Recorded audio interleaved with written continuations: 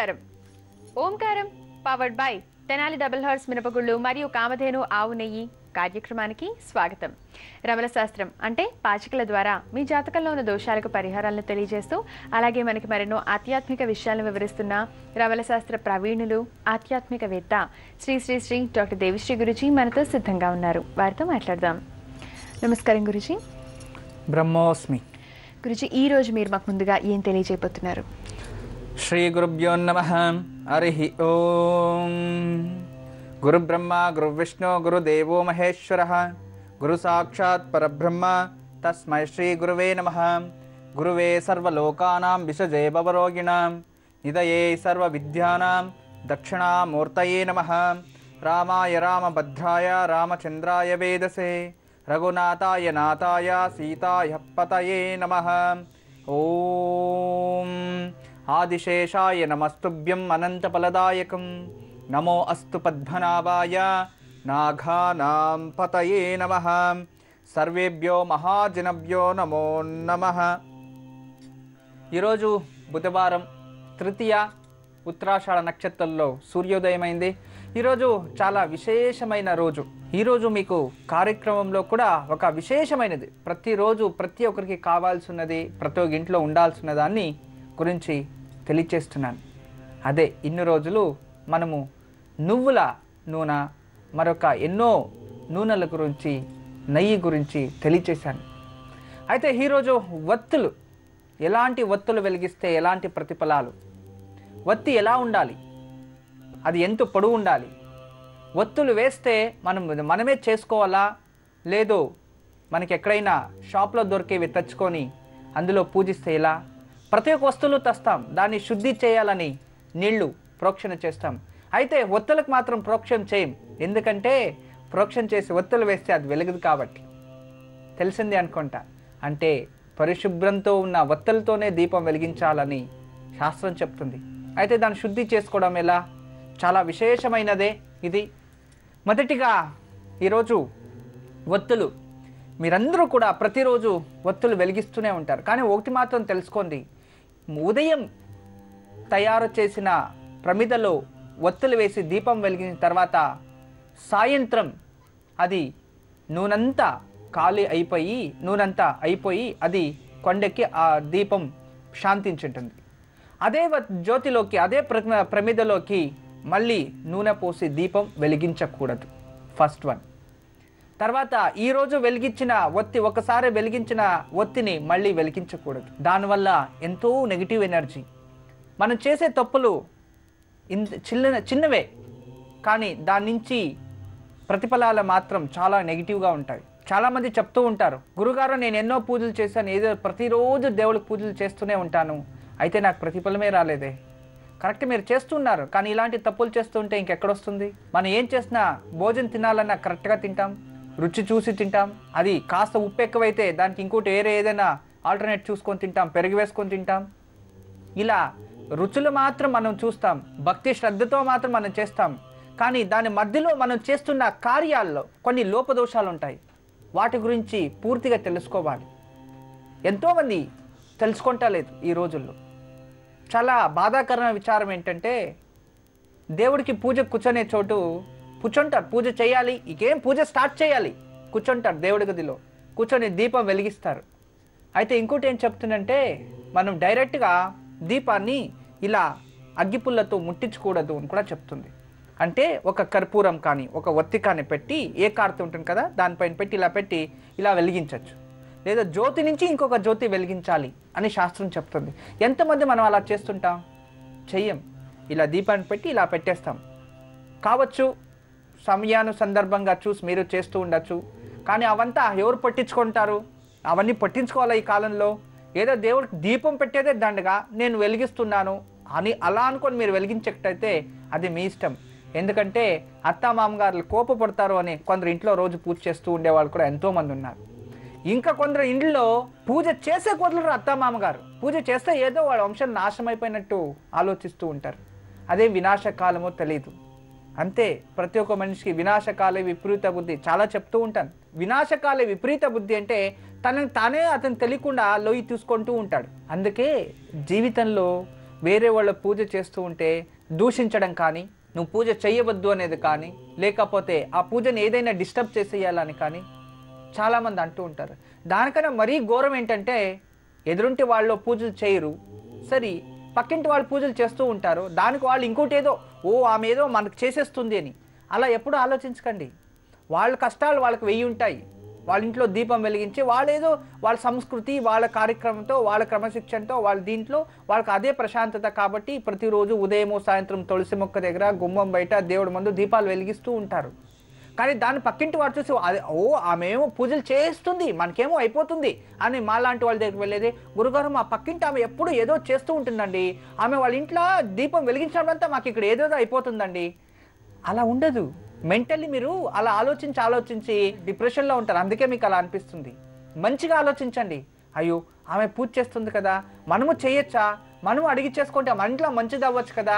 అలాంటి ప్రతినిత్యం పూజతో చేసేవాళ్ళు దేవుడితో సమానం కదా. వాళ్ళతో మన కష్టాలు ఏదైనా చెప్పుకుంటే మనకు తీరిపోవచ్చా?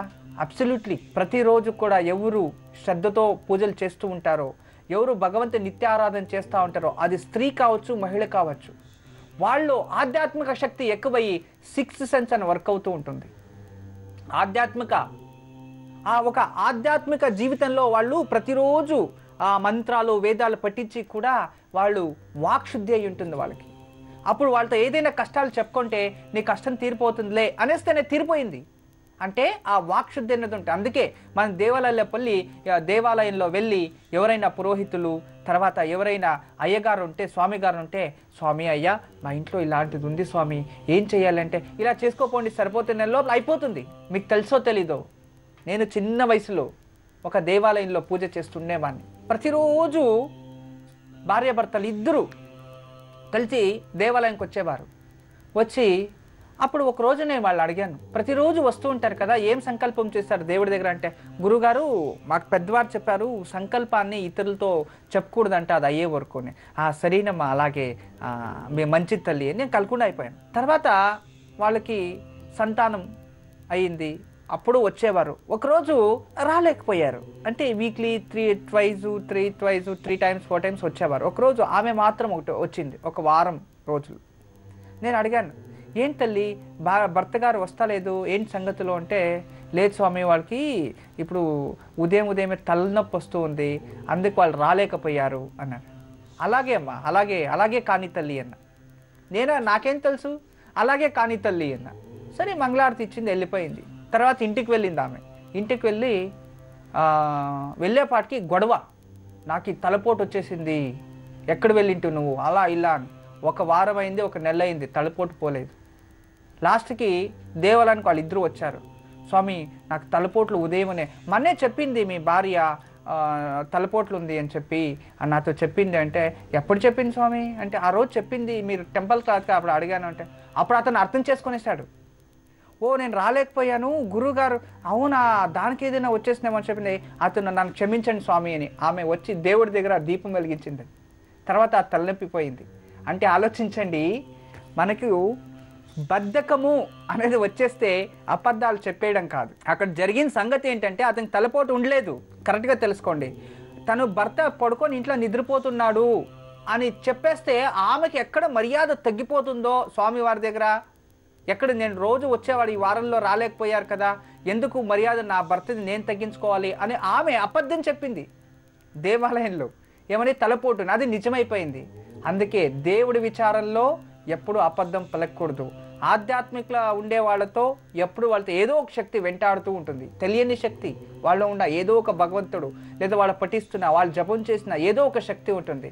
వాళ్ళు అలాగే కానీ అన్నా నేను అంతే, నేను వాళ్ళకి శాపం పెట్టాను లేదు, అలాగే కానీ అన్నా. వాళ్ళు మంచిది కోరుకొని ఉంటే అలాగే కానీ అనేవాడిని, చెడు కోరుకుంటానేమో నాకు తెలియదు కదా. అలా మనం ఎప్పుడు కూడా ఇంట్లోనూ అంతే, కోడలు కానీ, అత్తగారు కానీ, మావగారు కానీ, భర్త కానీ. మనొకరు ఎవరో వచ్చారండి, చాలా పెద్ద మనిషి, అతను చాలా గొప్ప వ్యక్తి, అతను లా డిపార్ట్మెంట్లో ఉంటాడు, చాలా పెద్ద మనిషి.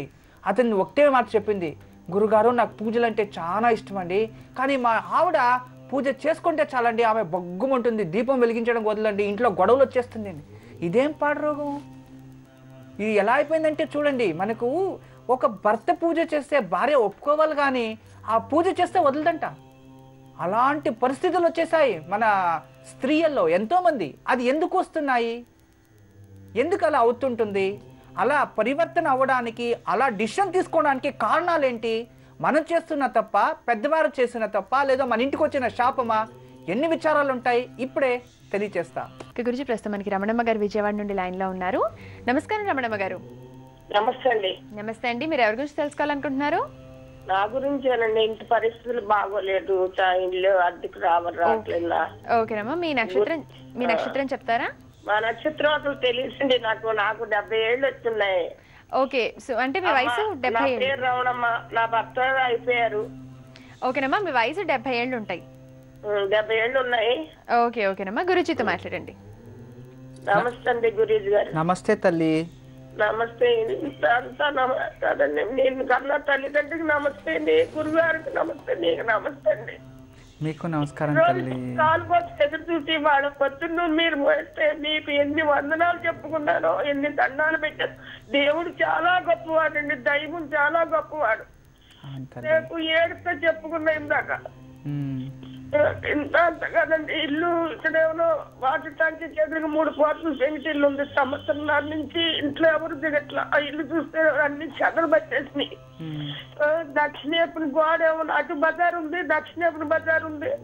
కొంచెం హైదరాబాద్ రోడ్డుకి 3వ ఇల్లు అండి, కొండ భాగంలో. కింద ఒక ఫ్లాట్ తాటాకి ఇల్లు, తర్వాత ఒక మేడ ఉంది, తర్వాత మాది పెంకిటిల్లు 3వది. కుడి చేతున్నప్పుడు కుడి చేపు వస్తుంది. ఇటేపు బజార్ ఉంది, అటేపు బజార్ ఉంది.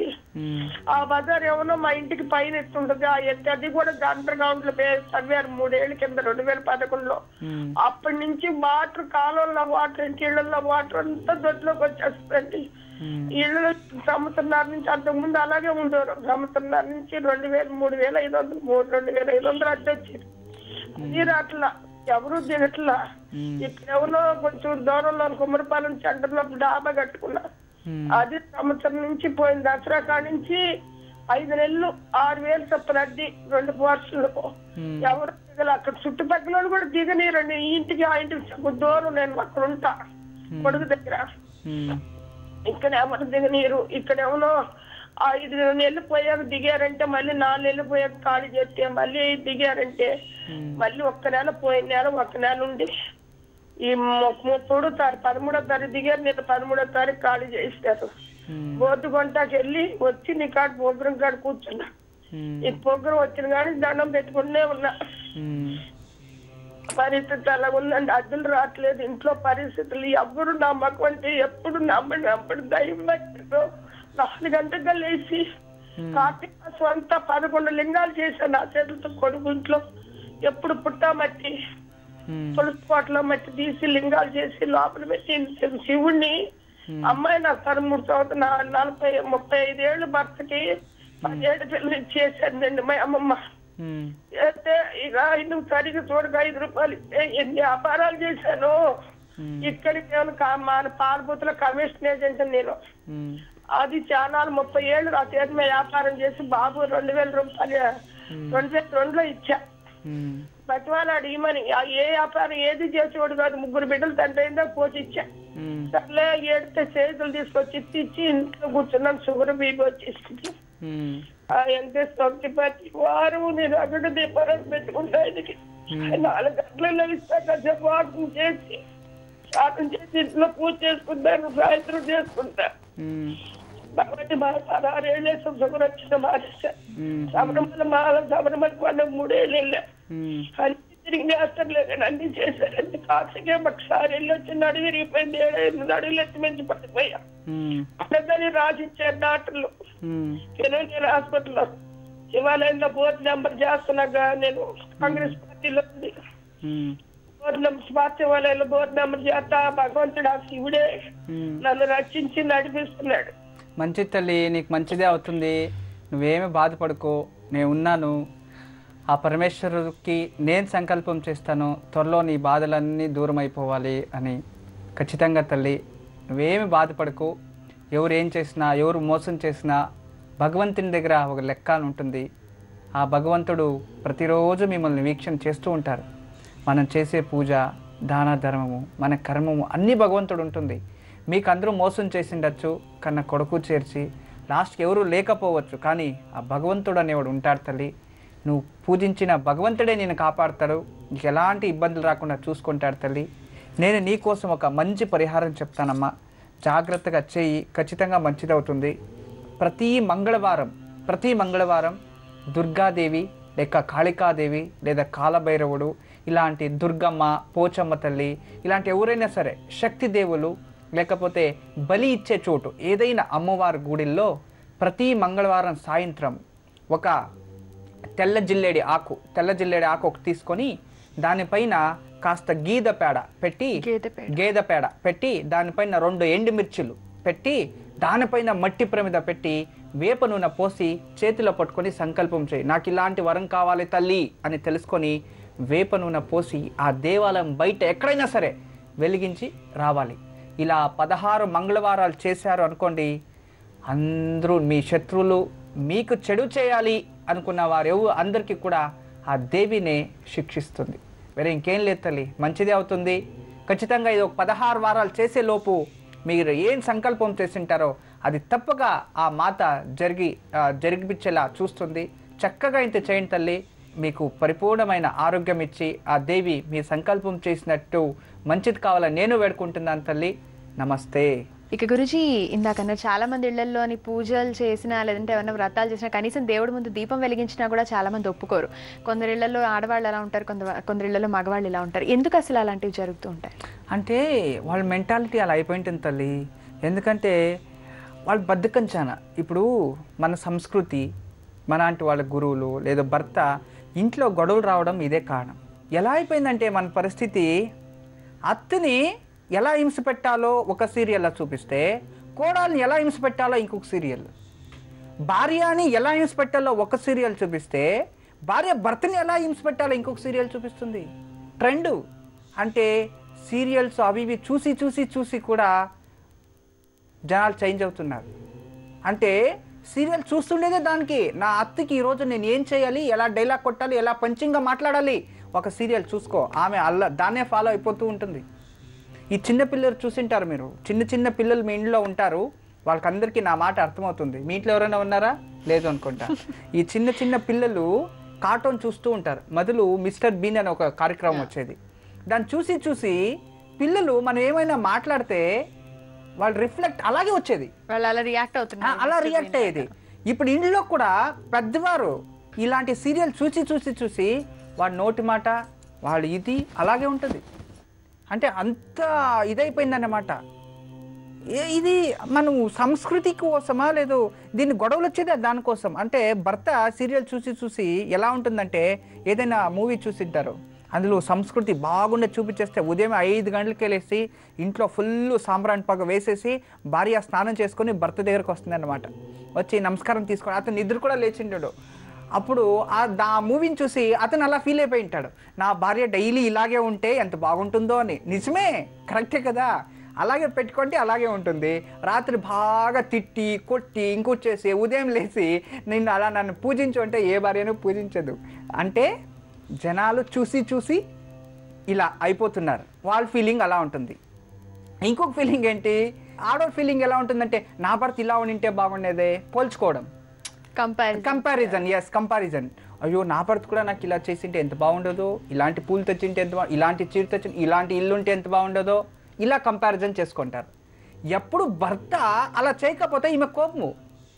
అంటే ఆమె ఊహలో దాంట్లోనే ఉంటుంది నా భర్త ఇలాగే ఉండాలని, ఇతను కూడా ఇలాగే ఉండాలి అని ఈమెలో ఉంటుంది. అది ఇలా కంపారిజన్ వీళ్ళిద్దరిలో వస్తే ఇంకా కొందరు ఇవన్నీ వదిలేస్తారంట. భర్త ఆలోచిస్తాడు, ఉదయమే లేచి నా భార్య స్నానం చేసి ఒక దేవుడి దీపం వెలిగిస్తే నాకు ఎంత తృప్తి అనిపిస్తుందో అని అతను ఆలోచిస్తూ ఉండగా ఈమె లేవదు, 8 గంటలకి లేస్తుంది. ఆ స్నానం చేస్తుందో లేదో అది కూడా తెలియదు, మూత కడుగుతుందో లేదో తెలీదు. లోపలికి వెళ్ళి స్టవ్ వెలిగించు, టిఫిన్ చేసి పెట్టేయి, పిల్లలకు క్యారియర్ వేయించేయి, తర్వాత వాళ్ళతో వీళ్ళతో ఫోన్లో మాట్లాడుకొని కూర్చోండు. ఏమైనా అయితే గొడవలు స్టార్ట్. ఇంకా అతను ఏం చేస్తాడు, ఏదో ఉద్యోగము వాళ్ళ జీవితం నడవాలి, ఒక బాక్స్ కేసి ఉంటుంది, అతను లేసి స్నానం చేసుకొని అలా దీపం వెలిగి వెళ్ళిపోతాడు. సాయంత్రం వస్తే ఇంట్లో చెత్త కూడా అలాగే ఉంటుంది, పేపర్లు అలాగే పడి ఉంటాయి, ఇక్కడ ఇది అలాగే ఉంటుంది, దుమ్ము అలాగే ఉంటుంది ఇంట్లో. సాయంత్రం అయితే అదే నైటీ అదే ముఖము. అప్పుడు ఏమనిపిస్తుంది, రావగానే గొడవలు స్టార్ట్. అంటే ఇంప్రెషన్ ఫస్ట్ సాయంత్రం రావగానే ఇంట్లో ఒక దీపం వెలిగించి అతను మంచిగా ఉంటే త్వరగా ఇంటికి పదామప్ప అనిపిస్తుంది. ఉదయం వెళ్ళి పని ముగించుకోవచ్చినా కూడా ఆ భార్య ఇంకా స్నానమే చేయకపోతే ఏమనిపిస్తుంది? ఎలాంటి భర్తకి అసహ్యం అనిపించేస్తుంది. ఎప్పుడు ఒక భర్త తన భార్యని అసహించుకోకూడదు, అర్థం చేసుకోండి. అంటే మనలోనే ఉంటుంది డిఫాల్ట్. స్త్రీలందరూ వినండి నేను చెప్తుండేది, అంటే మీలోనే డిఫాల్ట్ ఉంటుంది. అందుకే భర్త అలా విరక్తి చేసుకుంటూ ఉంటాడు. మనము వాళ్ళకి ప్రజెంటేషన్ కరెక్ట్గా ఇవ్వాలి. రోజు ఫ్రెష్గా ఎప్పుడు ముచ్చటగా ఉండండి. భార్య అని వదిలేసి ఎక్కడ వెళ్తాడు భర్త? క్లీన్గా జాగ్రత్తగా కాపాడుకుంటాడు. అదే మీరు రోజు 2 రోజులకు ఒక్కిత స్నానం చేసుకొని దీపం వెలిగించుకొని ఇంట్లో అది దుమ్ము ఎక్కడంటే అక్కడ పాడు చేసుకొని అలా వండుకొని టైం తినేస్తే పడుకొనేస్తే పిల్లలు కనేసి సంసారం చేస్తే అది సంసారం కాదు. సంసారం అయితే ప్రతి ఒక్కటి కూడా సంసారంలో భాగత్వం ఉంటుంది. మన సంస్కృతి, సంప్రదాయము, డిసిప్లైను, ఎడ్యుకేషను, ఎలా వృత్తి, ఎలా పడుకోవాలి, ఎలాంటి తినాలి, ఎలాంటి టైంలో తినాలి, ఎమ్మో ఎన్ని సమాచారాలు ఉంటాయి. అవన్నీ చక్కగా ఉంటేనే కరెక్ట్ డిసిప్లైన్ అంటారు. ఇవన్నీ ఏదో డబ్బులు వచ్చేది, భర్త ఏదో తప్పుకొస్తున్నాడు డబ్బులు, లేదా కష్టపడి తెస్తున్నాడో దాన్ని ఇలా ఖర్చు చేయాలి, అలా ఇలా ఉండకూడదు. దయచేసి ఇలా ఏ కుటుంబంలో ఉంటుందో అక్కడ నిత్యము గొడవలు ఉండే ఉంటాయి. 200% రైట్. లేదు గురుగారు నేను ఉండేది ఇట్లే, మా ఇంట్లో ఏ గొడవ లేదు అని ఒకరు వచ్చి చెప్పేయండి, మా ఓంకారం ఆపేస్తాం. అలా ఉండదు. అందుకే నేను చెప్తున్నా, అలా ఉండదు కాబట్టి నేను మీకు ఇంత డైరెక్ట్గా మిమ్మల్ని అడుగుతున్నాను. అయితే ఒకటి మాత్రం సత్యం తల్లి, మీకు చేతులెత్తి మొక్కుతాను, దయచేసి కుటుంబంలో గొడవలు రావడానికి కారణం ఏంటి అని ఆలోచించుకొని దాన్ని సరిదిద్దు పెట్టుకోండి. ఖచ్చితంగా గొడవలు రాదు. చూస్తూనే ఉన్నారు కదా ఎన్ని కాలర్సు, వాళ్ళన్నీ ప్రతి ఒక్క చోటు కుటుంబంలో గొడవలు ఎందుకు వస్తున్నాయి ఆలోచించండి. స్త్రీలదే కాదు పురుషులది కూడా ఉన్నాయి చాలా. అది కూడా ఎలాంటి తప్పులు చేస్తున్నారు వాళ్ళు ఇప్పుడే తెలియచేస్తా. ఓకే గురుజీ, మనకి మరొక కాలర్ విజయలక్ష్మి గారు సికింద్రాబాద్ నుండి లైన్ లో ఉన్నారు. నమస్కారం విజయలక్ష్మి గారు. నమస్కారం అండి. మీరు ఎవరి గురించి తెలుసుకోవాలనుకుంటున్నారండి? మా అమ్మాయి గురించి అండి. మీ అమ్మాయి పేరు? Swapna. Date of birth 30th June 1981. 30th Rohini 4వ పాదం అండి. రోహిణి నక్షత్రం 30th June 1981. రోహిణి 4వ పాదం. ఓకేనండి, గురుజీతో మాట్లాడండి. నమస్తే తల్లి. నమస్కారం గురుజీ. ఎప్పటి నుండో కాల్ కొరకు చూస్తున్నాం, ఇప్పుడు కలిసింది. మంచిదమ్మా. మా అమ్మాయి గురించి అండి, పెళ్లి గురించి, ఆరోగ్యం గురించి. బాగుంది. రోహిణి నక్షత్రము చంద్ర మహాదశలో జన్మించింది. శ్రీకృష్ణ నక్షత్రము చాలా బాగుంది. జాతకం అయితే మంగళవారమే జన్మించింది. అవునండి, మంగళవారం ఉదయం 7 మంగళవారం ఉదయం చాలా మంచి రోజు జన్మించింది. మంగళవారం రోహిణి చక్రం చాలా విశేషమైన రోజు. అంటే ఇంకోటి ఏంటంటే అమావాస్య వెనుక రోజు తల్లి, అది గుర్తుందా? బుధవారం అమావాస్య, మంగళవారం జన్మించేసింది. అవునండి. జాతకం అయితే చాలా బాగుంది. కానీ జన్మ జాతకంలో చిన్న దోషం. ఏం చదివింది అమ్మాయి? MBA చేసింది. ఇప్పుడు డెలైట్ లో అసిస్టెంట్ మేనేజర్ గా జాబ్ చేస్తుందండి. అయినా కానీ సంబంధాలు వస్తున్నాయి కానీ ఏవి కావట్లేదు, వాపస్ వెళ్ళిపోతున్నారు, ఏవి సెట్ అవ్వట్లేదు. ఎన్ని సంవత్సరాల నుంచి వెతుకుతున్నారు? ఇప్పుడు 4 ఏళ్ళు అయిందండి. సరే తల్లి.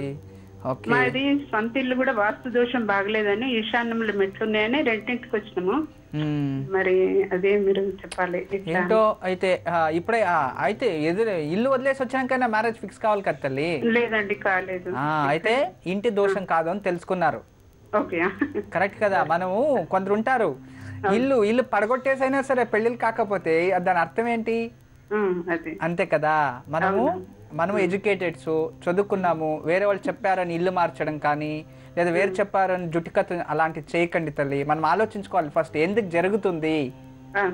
ఈశాన్యంలో మెట్లు వచ్చేస్తే ఇంట్లో మంగళకార్యాలు ఆగిపోవు తల్లి.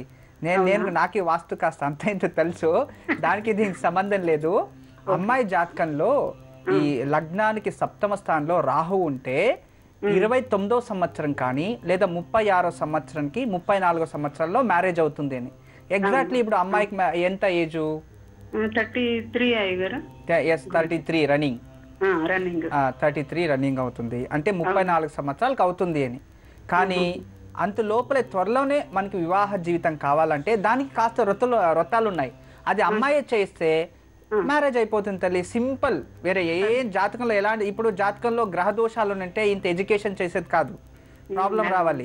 ఉద్యోగంలో మంచి పేరు, మంచి గుర్తింపు, మంచి ప్రతిష్ట, మంచి అడ్వైజర్, ఈమె ఆ ఉద్యోగాన్ని వదిలేసి మంచి లెక్చరర్ అయినంటే ఎంతో 100 మంది స్టూడెంట్లు రెడీ అయ్యేవారు, అంత బాగా మాట్లాడుతుంది. అవును మాట్లాడుతున్నా. అన్నీ ఉన్నాయి, చూడడానికి బాగుంది, అమ్మాయిలో ఏ లోపదోషాలు లేదు. ఎందుకు అవుతుంది? చిన్న పెళ్లి ఋతు క్రమంలో కూడా వామిటింగ్స్ అట్లా బాగలేదు స్వామీజీ. అది ఎందుకు అవుతుంది అంటే మన జీవితంలో ఏ హ్యూమన్ బాడీ అయినా కూడా ఒక మనిషి బాడీ ఈ హార్మోన్స్ ఇన్బ్యాలెన్స్ అంటే కరెక్ట్ టైంకి మ్యారేజ్ కాకపోతే ఆర్గాన్స్ ఇన్బ్యాలెన్స్ అయ్యి అలాంటి ఇన్ఫెక్షన్స్ క్రియేట్ చేస్తూ ఉంటాయి తల్లి, అది కామన్. దాని గురించి మీరు మ్యారేజ్ అయితే అన్నీ చక్కగా సరిపోతాయి. త్వరలోనే మ్యారేజ్, మంచి అబ్బాయి చూడండి. ఈ అమ్మాయికి ద్వితీయ పుత్రుడు అంటే 2వ సంతానం వాళ్ళ ఇంట్లో, మీ ఇంటికి ఉత్తరం వైపు నుండి సంబంధం వస్తుంది. అతను విదేశాలకు వెళ్ళొచ్చింటాడు, చాలా మంచి పోస్ట్లోనే ఉంటాడు, మంచి భర్త లభిస్తాడు. నేను ఒక చిన్న వ్రతం చెప్తాను తల్లి, చక్కగా దాన్ని చేయించండి. 32 రోజులు 32 days ఎవ్రీడే అర్లీ మార్నింగ్ లేచి బిల్వ వృక్షానికి కాస్త పసుపు నీళ్లు పోసి దానికి ఒక పసుపు దారం కట్టి నెయ్యి దీపం వెలిగించి తర్వాత శివ మందిరంలో శివునికి బిల్వార్చన చేయించి జాబ్కి వెళ్ళాలి, లేదో ఇంటికి వచ్చి టిఫిన్ చేయొచ్చు. ఇలా 32 రోజులు కరెక్ట్గా చేయించండి. ఆ 32 రోజులు కంప్లీట్ అయ్యి వితిన్ 1 weekలోనే అమ్మాయికి మ్యారేజ్ ఫిక్స్ అయిపోతుంది తల్లి. చిన్న పరిహారము చక్కగా చెప్పాను. జాతకం అయితే ఎక్సలెంట్, ఎలాంటి దోషాలు లేదు, చక్కగా చేయించండి. మాకు శుభవార్త తెలియచేయండి తల్లి. నమస్తే. గురించి ప్రస్తుతానికి నల్గొండ నుండి వెంకటరమణ గారు లైన్లో ఉన్నారు. నమస్కారం వెంకటరమణ గారు.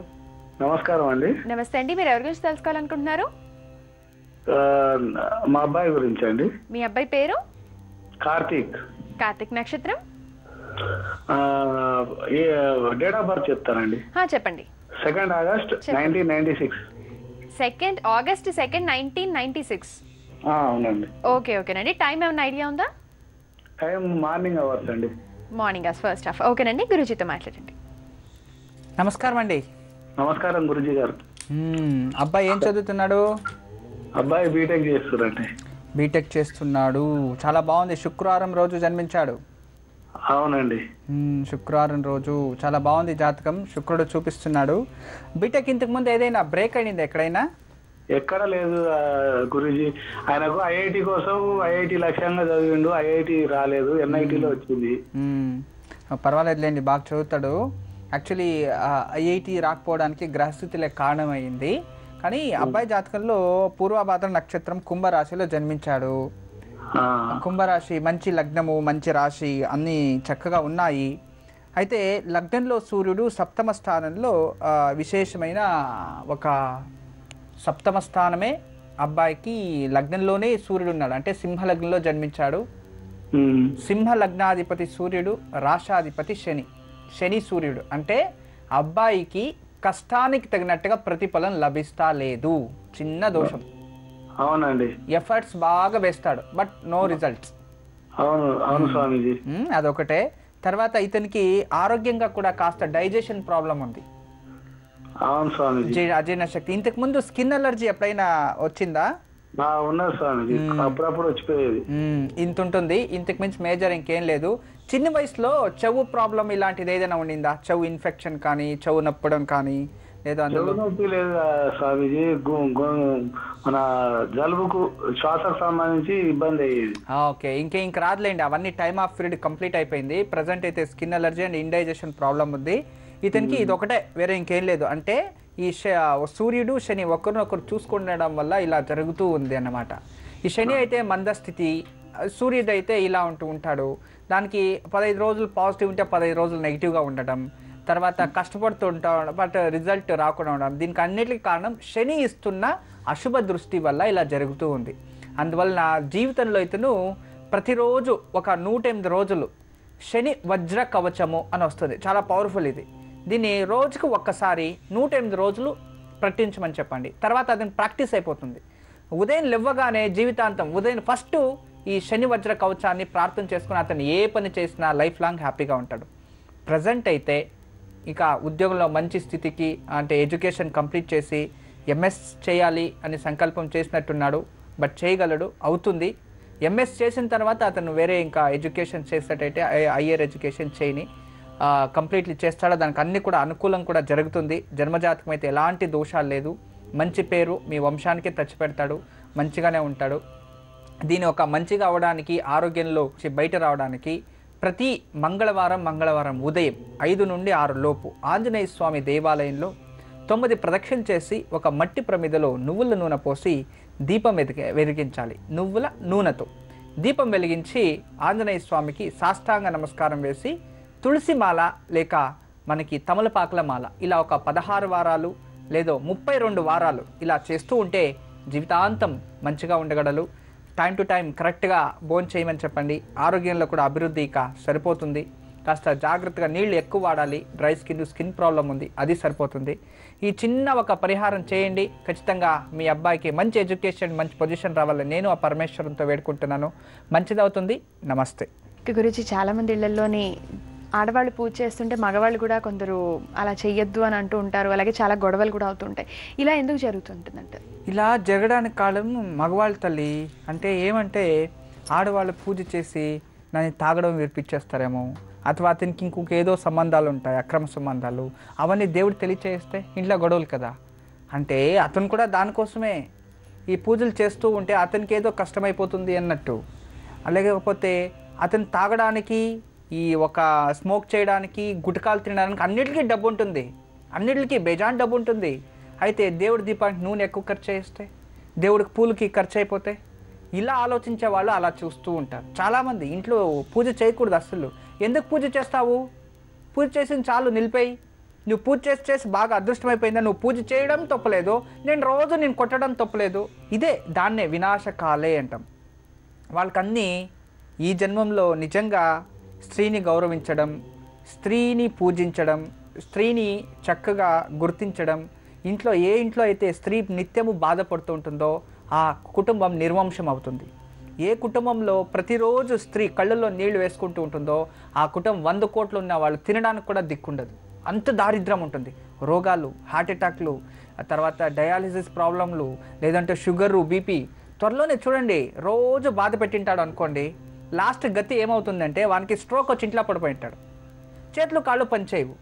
తర్వాత అతను కూర్చోని చోటే అతను అన్ని మలమూత్ర విసర్జనలు, అతను కొడుకే అతను చీ అనుకొని పోవాలి. అప్పుడు అతను నా కొడుకు నేను చీ అనుకొని పోవాలా అని లోపలే కుమిలి చావడం. దీన్నే దుర్మరణాలు. అంటే ఎంతోమంది యాక్సిడెంట్ అయిపోతే ఈ టీవీలో బ్రేకింగ్ న్యూస్ వస్తుంది, దుర్మరణము అని. పాపం వాళ్ళు దుర్మరణం అయినరు, వాళ్ళు స్వర్గస్థులు అయింటారు, వాళ్ళ కష్టం వాళ్ళకే తెలుసు. దాంట్లో బ్రేకింగ్ న్యూస్ దుర్మరణము, దాని కాదనేది. ఇలాంటివి అనాలి. అంటే అతను పాపాలు చేసి ఇలా అనుభవించి చేస్తారు కదా, దీన్ని దుర్మరణము అనాలి. ఎందుకంటే లెక్క అలా ఉంటుంది. అంటే అతను ఎన్ని హింస పెట్టింటాడో జీవితంలో, లాస్ట్ ఎండ్ ఆఫ్ ది సీజన్లో ఈ 64 సంవత్సరాల నుండి 70, 80, 90 సంవత్సరాలు ఉన్నాయి కదా, రోజు 10 ఇంజక్షన్లు, రోజు మాత్రల్లో అక్కడ అనుభవిస్తారు కర్మ అనేది. వేరే ఇంకెక్కడా లేదు. నరకం అంటే అది. ఈ నరకం ఇక్కడ అనుభవించిన తర్వాత అక్కడ ఉంటుంది ఇంకొక నరకం. అక్కడ దేవుడి దగ్గర లెక్క ఉంటుంది. నేను నూనెలో తోయాలా, ముళ్ళుల పైన తోయాలా, బొగ్గుల్లో తోయాలా, లేకపోతే నేను నెక్స్ట్ జన్మ నీదేంటి డిసైడ్ చేసేవాడు అక్కడ ఉంటాడు. కానీ ఇక్కడ ప్రారంభకరం చేసి ఉంటావు కదా, రోజు భార్యను తిట్టడం, కొట్టడం. కానీ భార్య కళ్ళులో నీళ్ళు వేసుకొని అప్పుడు కూడా ఆమె ఈరోజు మారుతారా, రేపు మారుతారా, దేవుడి దీపం వెలిగిస్తుంది ఎవరితో, అతను త్వరగా చచ్చిపోనేని ఎవరు వెలిగించరు తల్లి. దానికి ఆమె గౌరవం ఇవ్వాలి. అలా ఏదైనా నా భర్త నుంచి నాకు ఇలా దూరం అయిపోవాలి అని ఒకరోజు ఏమైనా ఆమె భగవంతుతో దీపం వెలిగించింది అనుకోండి, అతను కాలిపోతాడు. తర్వాత ఈమె నెమ్మదిగా బతికేయచ్చు కదా. అలా ఏ ఆడది కూడా, ఏ స్త్రీ కూడా కోరుకోదు. చూడండి, దానికే స్త్రీ గౌరవించాలి. దానికే యాదేవి సర్వభూతేషు మాతృరూపేణ సంస్థిత అంటాం, యాదేవి సర్వభూతేషు విద్యారూపేణ సంస్థిత అంటాం, యాదేవి సర్వభూతేషు శక్తి రూపేణ సంస్థిత అంటాం. ఎందుకు? ఈ ఒక్క గౌరవం ఆమెలో ఉంది కాబట్టి, ఈ ఒక్క ఓర్పు ఆమెలో ఉంది కాబట్టి. భూదేవి ఎంత ఓర్పుగా ఉంది చూడండి. ఏంటి మందే అని చెప్పేసి పొలాలు డివైడ్ చేసేసి కొనుక్కొనేసి అందులో గ్రెనేటు, నిధులు, నిక్షేపాలు అన్నీ తీసి దాన్ని పాడు చేసి ఇంకోటి చేసి ఏదో. కానీ భూతల్లి అంత నా పిల్లలే చేస్తున్నారు కదా అని ఓర్పుగా ఉంది. భూదేవిని చూసి నేర్చుకోవాలి మనం ఎంత ఓర్పుగా ఉండాలని. కానీ స్త్రీలు అంత ఓర్పుగా ఉంటారు. స్త్రీల్లో కూడా 4 విధాలు. ఆ 4 విధాలు ఎలా ఉంటాయి, ఆ 4 విధాలు ఏంటి, ఆ 4 విధాల్లో ఏ స్త్రీలు ఎప్పుడు ఎలా మాట్లాడుతూ ఉంటారో దాన్ని కూడా తెలియచేస్తాను ఇంకొక రోజు, ఈ రోజు కాదు. ఎందుకంటే ఈరోజు ఒత్తుల గురించి చాలా చెప్పాలి. అంటే మనం రోజు ఒత్తులు ఎంత పొడవు వేయాలి, ఎలా ఉండాలి, ఎలా చేయాలి, దాన్ని ఎలా తయారు చేసుకోవాలి, వాటిని కూడా ఇప్పుడే తెలియచేస్తాను. గురుజీ ప్రస్తుతం మనకి తెనాలి నుండి నాగమణి గారు లైన్లో ఉన్నారు. నమస్కారం నాగమణి గారు. నమస్తే అండి. మీరు ఎవరి గురించి తెలుసుకోవాలనుకుంటున్నారండి? మా బాబు సాయి శ్రీనివాస్ అండి. నక్షత్రం ఉత్తరాషాఢ నక్షత్రం అండి. ఓకేనండి, గురుజీతో మాట్లాడండి. అలాగేనండి. నమస్తే తల్లి. నమస్తే గురువు గారు, మీ పాదాలకు వందనాలు. మా ఆశీస్సులు ఎప్పుడూ ఉంటాయి తల్లి. చాలా రోజుల నుంచి ట్రై చేస్తున్నానండి, ఈ రోజే మీకు కాల్ కలిసిందండి. చాలా మంది. అబ్బాయి ఏం చేస్తుంటాడు? అబ్బాయి ఇంటర్ సెకండ్ ఇయర్ చదువుతున్నాడండి. ఏ గ్రూప్ తీసుకున్నాడు తల్లి? ఎంపీసీ. ఎంపీసీ. నెక్స్ట్ ఏం చదువుతాడంట? లేదండి, ఇంకా అంతవరకు అనుకోలేదు. ప్రస్తుతం బాబు కొంచెం చదువులో వీక్, కొంచెం ఏదైనా చదువుకొని ప్రయోజకుడు అవ్వాలని మేము అనుకుంటామండి. కరెక్ట్ తల్లి. మీ అబ్బాయికి జనరల్ నాలెడ్జ్ ఎక్కువ, బద్ధకము ఎక్కువ, విద్యాభ్యాసంలో మాత్రం తక్కువ, అంతే. వేరే అన్నీ ఉన్నాయి, అన్నీ మాట్లాడతాడు. ఇష్టపడి అతను చదువుతలేదు, ఏదో మీ ఫోర్స్కి వెళ్తున్నాడు, కాలేజీకి వస్తున్నాడు, అంతే. మీ ఫోర్స్ వల్ల అతనికి ఇష్టం లేదు, అలా అయిపోయాడు. ఆ ఒక ఇష్టపడి చదువుమని చెప్పండి. ఇంట్లో కూడా కాస్త అతనికి ఎక్కడ చదవాలి, ఏ డైరెక్షన్లో కూర్చొని చదవాలి, దాన్ని కూడా కాస్త జాగ్రత్తగా మీరు అబ్జర్వ్ చేసుకోవాలి. తర్వాత అయితే అమ్మా హాస్టల్లో ఉంటాడు. చాలా మంచి పని, హాస్టల్లో పెట్టి అక్కడే ఉండి డిసిప్లిన్ వస్తుంది కాస్త. ఇతని మెడలో 7 ముఖాల రుద్రాక్ష సోమవారం రోజు శివాలయంలో పెట్టి దానికి రుద్రాభిషేకం చేయించి తీసుకెళ్లి మెడలో కట్టండి. తర్వాత అతని పేరులో మంచి ఎడ్యుకేషన్ రావాలి అని తెలుసుకొని మీరు మహాగణపతి దేవాలయంలో ప్రతి మంగళవారం బెల్లంపై నెయ్యి దీపం వెలిగించి మీరు రావాలి. అలాగేనండి. తర్వాత శనివారం రోజు గోమాత ఎక్కడైనా ఉంటుంది, ఆ గోమాతకి పచ్చి గడ్డి లేదా ఏదైనా అరటిపండు ఏదైనా తినబెట్టి, అమ్మ ఇలాంటి నా పుత్రుడికి మంచి బుద్ధి రావాలి, కోపం తగ్గించుకోవాలి తల్లి, నీ అనుగ్రహం కావాలి అని చెప్పి గోమాతకి ఒక 5 ప్రదక్షిణలు వేసి యథాశక్తి పూజించు తల్లి, శనివారం.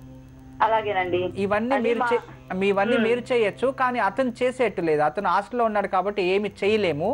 అందువలన కాస్త నమిలీకలను తీసుకెళ్లి అతను పడక కింద వేస్తే ఏకాగ్రత వస్తుంది. ఒక సుబ్రహ్మణ్య స్వామి ఫోటో తీసుకెళ్లి అక్కడ పెట్టండి, ఉదయం లేవగానే చూడడానికి. తర్వాత కుడి చేతికి ఎప్పుడు పసుపు దారం ఉండి చేతిలో పసుపు దారం కట్టేయండి. అలాగేనండి. ఎర్రటి మొలతాడు, నడుంలో ఎర్రటి మొలతాడు ఉండాలి. ఇంత కరెక్ట్ గా ఉన్నాయంటే అతనికి ఏకాగ్రత మంచిగా వస్తుంది, కాస్త ఫ్రెండ్షిప్ తక్కువ చేస్తాడు, చదవడానికి ఇష్టపడి చదువుతాడు. నెక్స్ట్ సిఎస్సి అంటే కంప్యూటర్ సైన్స్ చేస్తాడు, అబ్బాయి జాతకంలో ఉంది. అది చేపించి తర్వాత ఎంబీఏనో ఎంటెక్ చేయించండి, మంచి ఉద్యోగస్తుడు, మీకు కూడా మంచిగా తెస్తాడు. కానీ హెల్త్ ఇష్యూస్ అల్లి కాస్త ఈ వెహికల్స్ అవాయిడ్ చేయించాలి తల్లి, ఎందుకంటే యాక్సిడెంట్ చూపిస్తుంది, గండాంతరం ఉంది అబ్బాయికి. ఈ వెహికల్స్ ఈ లెఫ్ట్ లెగ్ ఫ్రాక్చర్ అవుతుంది ఇంకా 6 months లోపు అని. ఈ 6 నెలలు ఈ వెహికల్స్ డిపార్ట్మెంట్ వెహికల్స్ తోవడం, ర్యాష్ డ్రైవ్ చేయడం అస్సలు వద్దు. నేను చెప్పినట్టుగా చేయండి. మీ అబ్బాయికి మంచి బుద్ధి రావాలి అని గోమాతను పూజించండి. ఆ గోమాత అనుగ్రహం ఉంటే అన్ని కూడా కలిసి వచ్చేస్తాయి తల్లి. అర్థమైంది అనుకుంటా, నేను చెప్పినవి జాగ్రత్తగా తప్పక కరెక్ట్ గా చేసుకోండి. ఖచ్చితంగా. ఇప్పుడు 5-6 రోజులు అవుతుందండి, మా ఫాదర్ చనిపోయారు, నేను ఆ బాధలో ఉన్నాను. కానీ ఈ రోజు మీ కాల్తో నాకు మనశ్శాంతి కలిగిందండి.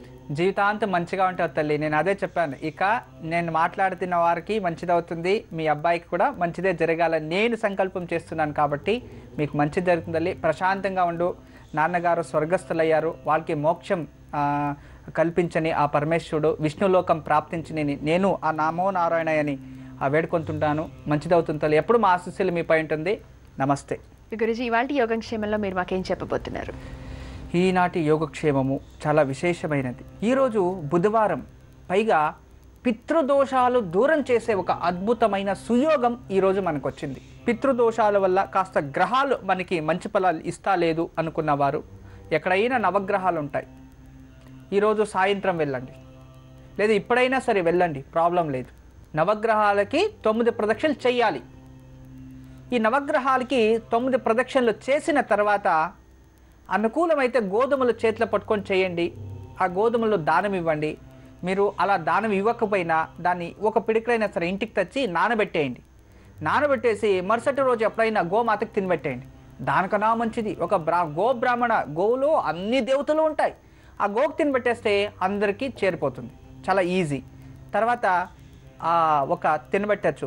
అలా మీరు అలా చేయకపోయినా పర్వాలేదు. నవగ్రహాలు 9 ప్రదక్షిణాలు చుట్టి ఈ చేతులు కాళ్ళు కడుక్కొని ఇంటికి వచ్చి మీ ఇంటి దేవుడి ముందు నెయ్యి దీపం వెలిగించాలి. ఇలా చక్కగా చేసుకుంటే పితృదోషం తగ్గి మీ జీవితంలో మంచి సుయోగాలు లభిస్తాయి. పితృదోషం వల్ల ఈ ఒక సంతాన యోగము చాలా ఉంటాయి. పితృదోష ఒకటే కాదు, పితృదోషాలే వేరే గురించి నేను ఇంకో రోజు తెలియచేస్తాను. ఈరోజు మీరు పితృదోషం ఉన్న వాళ్ళు చక్కగా ఈ పరిహారం చేసుకోండి. త్వరలోనే శుభవార్త మీకు కలిసి వస్తుంది. ఈరోజు ఏ సమయంలోనైనా పిడికిడు నానబెట్టిన గోధుమలు చేతిలో పెట్టుకొని నవగ్రహాలకు 9 ప్రదక్షిణలు చేసి కాళ్ళు కడుక్కొని ఇంటికి వచ్చి ఇంట్లో దేవుడి వద్ద నేతి దీపం వెలిగించాలి. ఇలా చేయడం వల్ల పితృదోషాలు నివృత్తి అవుతాయి. స్వస్తి న ఇంద్రో వృద్ధశ్రవాః స్వస్తి న పూషా విశ్వవేదాః స్వస్తి నస్తాక్ష్యో అరిష్టనేమిః స్వస్తి నో బృహస్పతిర్దదాతు. ఓం శాంతి శాంతి శాంతిః. ఓం యోపాం పుష్పం వేద పుష్పవాన్ ప్రజావాన్ పశుమాన్ భవతి. చంద్రమా వా అపాం పుష్పం పుష్పవాన్ ప్రజావాన్ పశుమాన్ భవతి. య ఏవం వేద యోపామాయతనం వేద. ఓకే గురుజీ, ఇవాళ యోగక్షేమాలు ఇంత చక్కటి విషయాన్ని వివరించారు. అలాగే రోజు కాల సమస్యలు కూడా పరిష్కారాలు తెలియజేసినందుకు ధన్యవాదాలు. సర్వే జన సుఖినో భవంతో లోక సమస్త సన్మంగళాని భవంతో.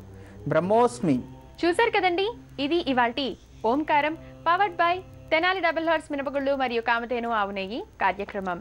మళ్ళీ ఓంకారం powered by Tenali double horse మినపగుళ్ళు మరియు కామధేను ఆవు నెయ్యి కార్యక్రమంలో మీ ముందుంటాం. అంతవరకు సెలవు. నమస్కారం.